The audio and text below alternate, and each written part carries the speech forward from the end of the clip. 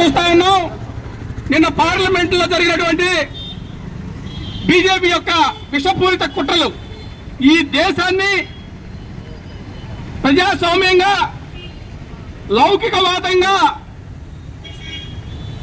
మత సామరస్యంగా పెట్టి ఈ రోజున ప్రజలందరూ కూడా ఒకే దీని మీద ఉన్నటువంటి ఏర్పాటు చేసిందే కాంగ్రెస్ పార్టీ.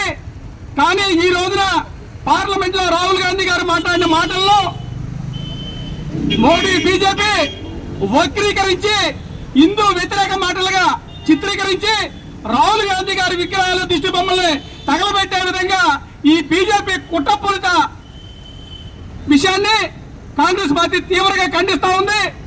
ఈ రోజున సర్వమత సమ్మేళనం లౌకికవాద ప్రజాస్వామ్యాన్ని తీసుకొచ్చింది కాంగ్రెస్.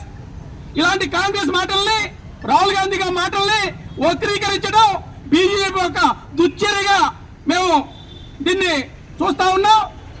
ఈ చర్యకు నిరసనగా మేము ఈ రోజున మహాత్మా గాంధీ గారికి ప్రజాస్వామ్యాన్ని కాపాడండి అంటూ అక్కడ ఒక ఉత్తరాన్ని ఇచ్చి మా నిరసన వ్యక్తం చేస్తా ఉన్నాం. Okay right.